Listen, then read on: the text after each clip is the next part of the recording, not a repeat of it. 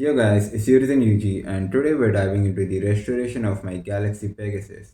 If you want to give this a try for yourself, you'll need to grab another Galaxy Pegasus, but don't worry, it doesn't have to be the official one. You can pick up a fake or a mid-fake version to keep things budget friendly, and if this turns out great, I might do the same with my Gravity Perseus.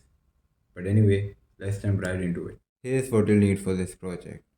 Acetone to clean the metal wheel, some metal polish, blue spray paint, a fresh R2F, some stickers, and a clear nail polish. Now let's get started. Step 1. Cleaning the fusion wheel. I'm using an alcohol based hand sanitizer because it's super convenient. Just spray it on, give it a quick brush, and let it dry for a few seconds. And boom, you have yourself a clean fusion wheel.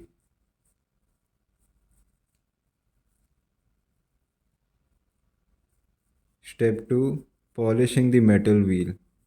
Ideally, you'd want a soft cloth for this, but we need to get into these tiny gaps, so I'm using a toothbrush to get the job done. Once you're done polishing, just give it a quick wipe. Step 3.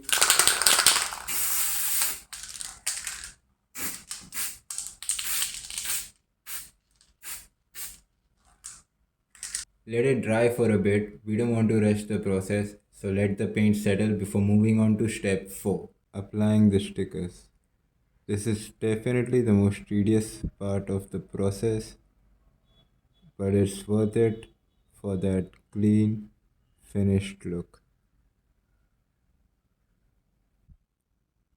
Step 5.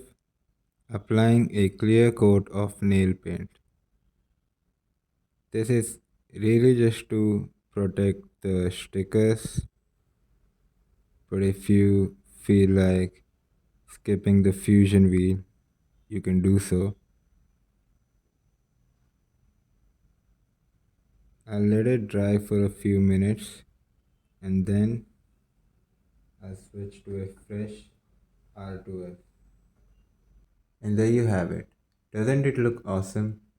Now all that's left to do is wait and give it a test launch. It weighs the same as before, 30 grams. And even with the new R2F tip, it weighs the same as before. Before I launch the bay, be sure to like the video if you found it useful. Go shoot!